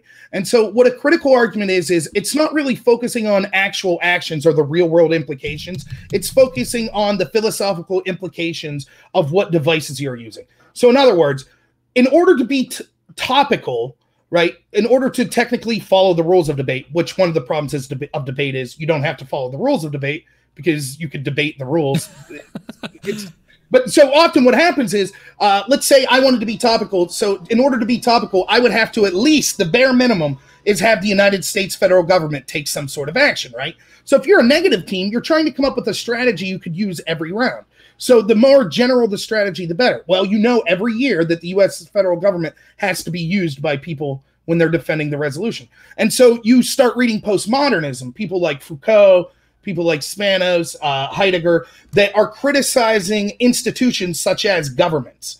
And so what they'll say is, it'll be a philosophical indictment of the use of governments. And they'll say governments, for example, endorse capitalism, capitalism's evil, and therefore we need to reject capitalism. And these arguments are crap because, one, postmodernism is crap, but second, because you'll always be like, okay, so you're saying deny capitalism, for example, or you're saying deny government. So you're endorsing anarchy or you're endorsing communism? No. I'm not endorsing anything. I'm just rejecting. That would be their argument. That's the problem with postmodernism in a nutshell, which is it's very good at making criticisms. It's easy for Karl Marx, for example, to criticize capitalism. Well, Marx isn't a good example. Zizek, for example, to criticize capitalism. But what's his alternative? Well, he doesn't really have it. He tries to argue communism. But then what you're talking about is the third argument, which is the worst, which is called performance. And performance is basically personal stories, which end up being personal attacks on people. And that's what debate, it's moved more and more to that. And now it literally is. You know, I would walk up and give a 9-minute speech talking like an auctioneer, all stupid, on why we should reduce subsidies. And then after your 9-minute speech, there's a 3-minute cross-examination. And the first question asked me oftentimes would be, why haven't you acknowledged your privilege as a white man? And you would be like, what does this have to do with subsidies? Well, of course. And then they would say things like, let's say they were affirmative, right? So they were supposed to talk about subsidies. They would say, we refuse to talk about subsidies. Instead, we're going to talk about slavery. Okay. And then they would just spend the whole time calling you a piece of garbage because your ancestors owned slaves.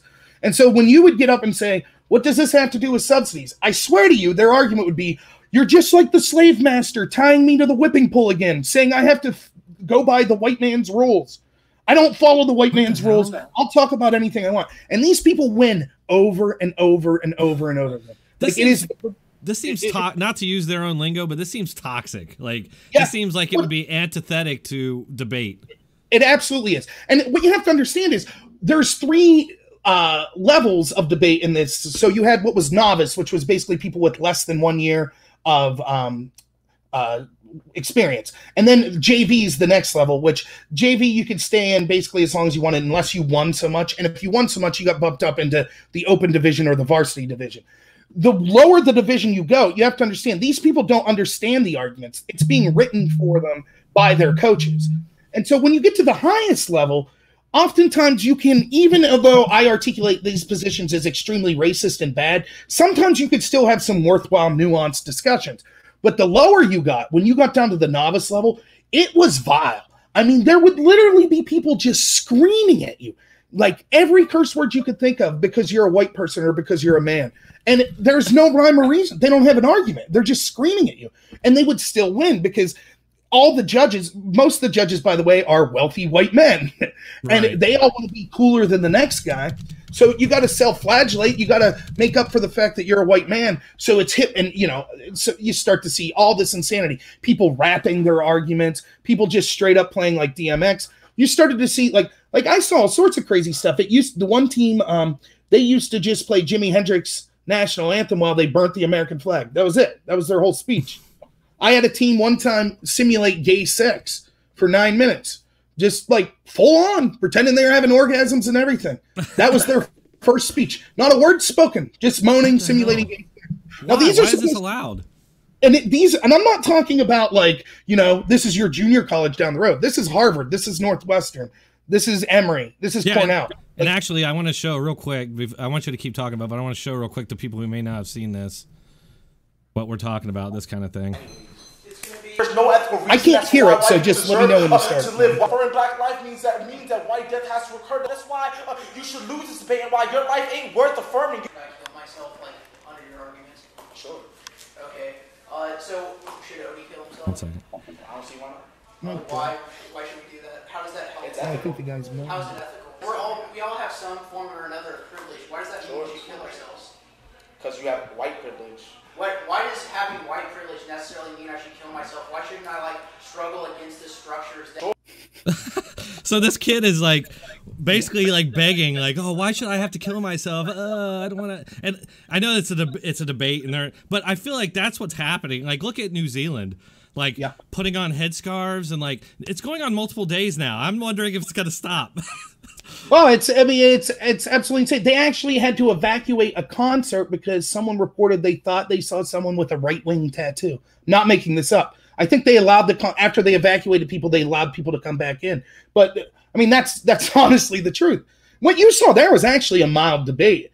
I mean, so this type of stuff went on, and this is just kind of some trivia for those that are interested. You could probably find this clip if you really looked, and I won't use individuals' names, but there was a school called Fort Hayes, and they kind of started this entire idea of these. Oh, yeah, I know Fort Hayes. Fort Hayes. They started this here in Columbus. Yeah, they started this kind of crazy argumentation, and they were in the finals of this one national level tournament, and they were debating Towson University. Fort Hayes usually were hippies, but they made these type of arguments. Towson, I would say, I'm not trying to unfairly malign them, but I would say they were more of a militant black activist team, right? So they're both coming from this progressive circle, but there's a clash. In this particular tournament, the way it went once you got into the elimination rounds or the finals, we'll just say, was there are 5 judges that we're going to judge, but each team gets to remove one of those judges. So Fort Hayes removes a woman who happens to be the only black woman on the panel. And the reason they remove them is they've had problems with her not voting for them before. The entire round then becomes, instead of being what the topic was supposed to be, that Towson's accusing Fort Hayes of censoring black women because they took the black woman off the panel. So the round ends and Towson's team wins. Someone has the clarity to start filming this on their cell phone. So what happens is Fort Hayes' coach goes absolutely insane and starts screaming because they're basically accused this guy of being a racist. He ticked off a black woman from the panel. So he's flipping out and screaming. The black woman who was supposed to be the judge enters the room. She had no business even being involved in the debate since she was struck as a judge. She enters the room and starts screaming back to the point where the head coach for Fort Hayes, who's making 6 figures a year, coaching one of the bigger debate programs in the country, pulls down his pants and moons everyone. Well, unfortunately, this footage got released to CNN, and all sorts of programs got cut. And so there was basically an unwritten rule after that. People didn't want you filming debates because it turns out that when debate gets out into the public and the average person sees what these intellectual elites are actually getting up to, it's laughable. And so they basically, can you think of another organization that was like, please don't film or advertise what we're doing out to the public? Like, it's right, unbelievable. That's like your average, left-wing protester these days. They don't want you filming them. They don't want to talk. They want to be out there and they want to hold a sign, chant. But if you actually try to engage, they're scared as hell of that because they know deep down they're idiots. Right. And the irony was, when I would debate at the highest level, because I did really good. I made it to the national debate tournament, which was basically the equivalent of the NCAA basketball. I could totally see that, by the way. Yeah, well, thank you. And by the way, hopefully I'll have my former debate partner on my channel someday. He could not be more opposite me. I'm a short little fat guy that's like a big capitalist libertarian. My partner was a Buddhist, big, tall, skinny guy, looks like Jesus, hippie. So we couldn't have been more different. We're still good friends to this day. I think he's a big Bernie fan. But anyways, so we did pretty good with this. But I could barely keep up with people speaking really fast when they were just doing the policy style type debate. Those first type of arguments I gave you that were talking about nuclear war. But the crazier teams got, and they started talking about like radical rejecting whiteness or embracing blackness. My record against those teams were actually very, very good because I just learned that a lot of what makes that type of argument appealing is this self-indignation and this idea that you're super upset and you're screaming at someone that's against you. And so what I would do is I would just tell them, I'd be like, I'm just going to forfeit the round and walk out. I'm not going to let you call me a racist. If you want to have a discussion about race, I'm all for it. But I'm not going to let you call me a racist. Nice. And so it took a lot of the sting out of what they do. And the other thing is, oh my goodness, what's going on outside now? I swear to God, these people, my basement's hot. I'm like turning red. They're using a rototiller out there now, but I'll try to move the mic and speak into a little. But anyways, one of the things that they can't do, and this is true, and here's why I know this discussion seems very insular, but the truth is that what you saw in debate, when I'm seeing in 2004, and I started debate in 2003, I think, and I did it for 4 years, and then I was a judge and a coach for 3 more years. What I was seeing back in 2006, 2007, that insanity later became the norm on campuses in 2012, 2013. So when you saw the videos of like the Yale professor getting screamed at because he had the temerity to say, hey, maybe we shouldn't call people racist for wearing a Pocahontas costume at Halloween, and you saw that girl yelling at her, this is my home, shut up. That stuff that's exactly what debate was. That girl was yelling at me, basically. But even as crazy as they are, one thing they can't say, and you can look for this even now when you see it in politics with this kind of identity politics, they can't say that you were born evil. They might, but then that's racism. So they have to say that you chose whiteness. Well, then the problem becomes, or you chose to be part of the patriarchy, right? Whatever they're criticizing. Then the question becomes, how do you define whiteness or how do you define the patriarchy? If I had to make a choice to belong to it, then what is it exactly that I belong to? And they don't have an answer. They just hem and haw. And basically what it comes down to is money or power. And so then I was able to say, okay, I work at Burger King 40 hours a week to pay to go to one of the cheapest schools in the country. I have a sister that's 20 years younger than me. My parents' furnace shut off, so I had to take all my money that I was going to pay for my tuition and give it to my parents and take out loans that I can't afford, et cetera, et cetera. Where do you go to school? Oh, I got a full ride to Louisville. Oh, that's one of the better schools in the country. Do you drive a car? Yeah, I drive a Jaguar. You know what I mean? And it was like, okay, now tell me again how I'm the privileged bad guy here. Yeah, really. And so they didn't know how to deal with that. But that's, my contention was always, I don't want to talk about myself. I think that this is a garbage thing. We should be focusing on the issues. But if you're going to make it about identity politics, then okay. I don't think that you're as underprivileged as you would have it be. And the other thing to remember about identity politics, real quick, we can talk about something else. Oh, yeah, I love this topic. Remember, when they talk about privilege and stuff, think of where we are. Like, the fact that, one, we were born in this time frame makes us more privileged than 99% of people that have ever existed. The fact that we were born in the United States makes us more privileged than 95% of everyone born in this time frame. The fact that we have access to computers and free time to be doing something like this, or be involved in debate or go to university in that world, means that we're of the 95 privileged of that group. So in reality, we're all 99 point something privileged as far as all humans that have ever lived have gone. Even in the upper 90s of all humans that are living now. Yeah. So when you hear people say, oh, well, white people are more privileged than blacks, or men are more privileged than women. Or what they're really talking about is men are 99.996 privileged and women are only 99.995 privileged.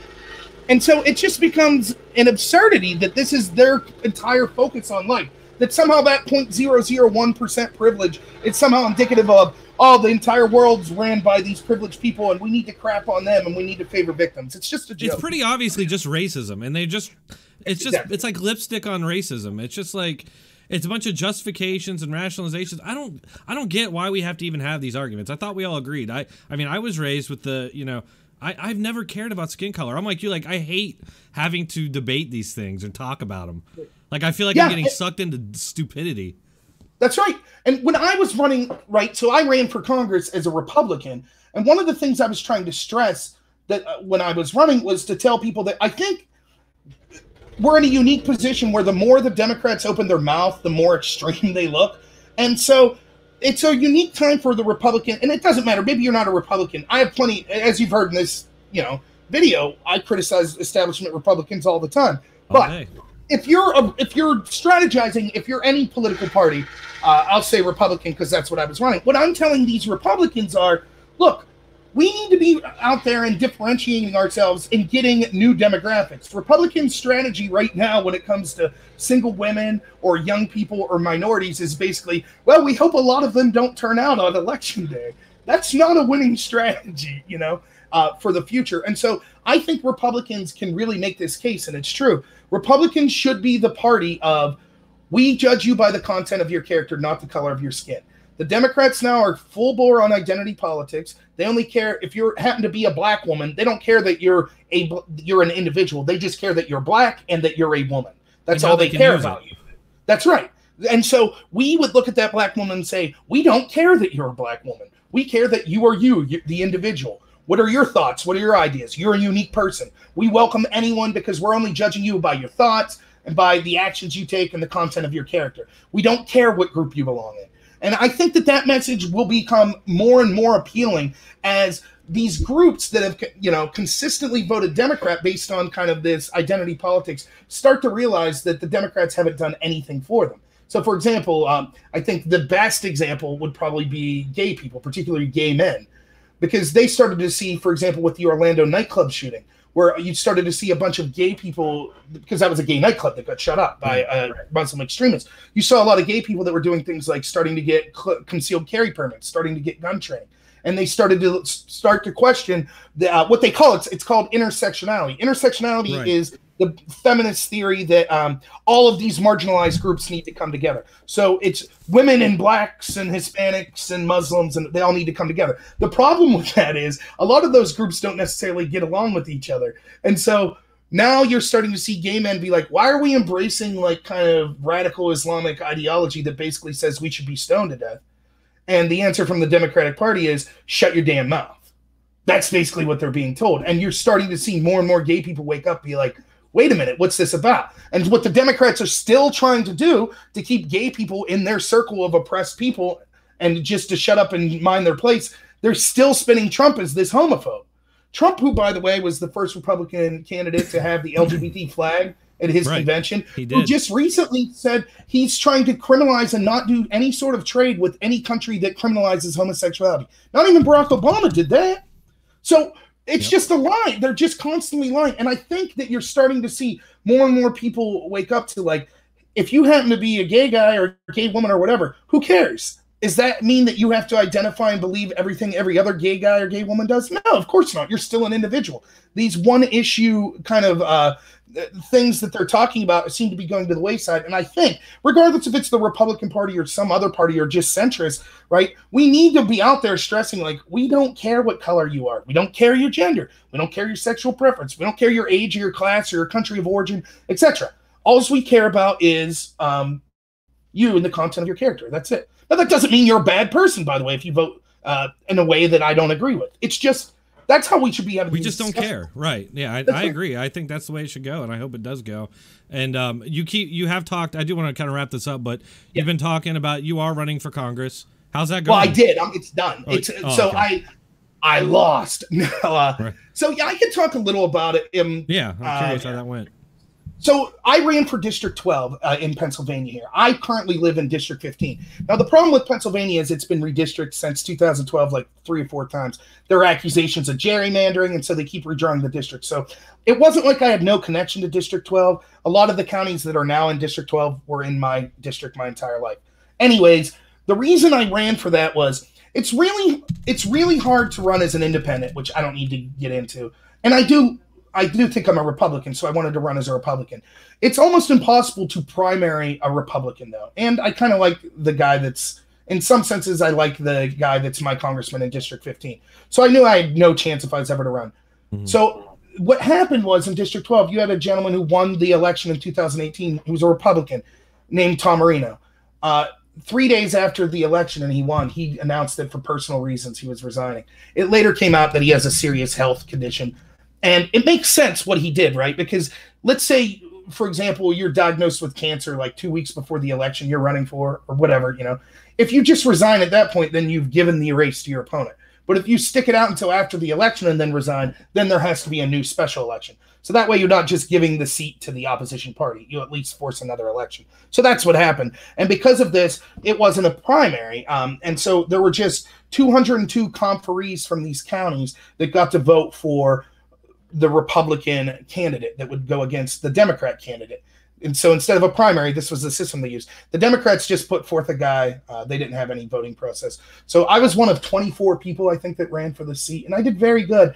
I don't mean to brag, but I was told by many of these conferees that any event that I was at that I got to speak, that I did better than everyone else when I was speaking. So I was really proud of that. I believe that. And anybody watching this believes that because you're clearly good at it. And I think you should keep pursuing that, Robert. Yeah, for sure. And just a nutshell, like not to get into the minutia of it, but basically what had happened was, you know, the people that got the most votes were definitely establishment politicians. They'd been in state politics or county politics their whole life, and I was kind of outside of it. So I knew I didn't have much of a chance. But the one thing that I wanted to get across to people was I did not speak like a professional speaker. I spoke just like I'm speaking here. And I wanted to tell people that this is me, that I feel that I truly respect people that do blue-collar work. That's who I grew up around. And I'm just lucky to be able to speak and articulate on those people's behalf well. So to me, someone who's in Congress is no more impressive to me than the guy that's the farmer that's my neighbor, you know? And so I'm representing them. I'm just going to be myself. And I talked about the importance of civility and the importance of having humor, but also the importance of adhering to the Constitution. And I think my message came off really good. So I was happy with it. And I got some potential like offers to help with other politicians and stuff in the future. Now there's a lot of like crazy stuff that went on behind the scenes, but you know. Well, we'll save that for another live stream. Yeah, right. Yep. But so I do appreciate you coming by as always, Robert. You are awesome. You were definitely the best person I bring by here. You just have so much awesome information, and you're very. Yeah, I just wanted to say real quick, if anyone's watching would like to subscribe to my channel, it would be fantastic. It's just Robert Noerr at YouTube. I've been putting a link in. And good. I'm hardly watching the. You definitely should go subscribe to Robert. He does a ton of videos, and he's just filled with information, and he's very good at articulating it and entertaining. So check him out. Thanks for having me on again. It's always a blast, and I enjoy watching all your material as well too. So. Thanks, man. I appreciate it. We'll do it again. All right, man. We'll talk to you later. All right, you too. And everybody else, thanks for coming. Thanks for the donations. Y'all are awesome. I really appreciate all your support, and we will do this again soon. Thanks.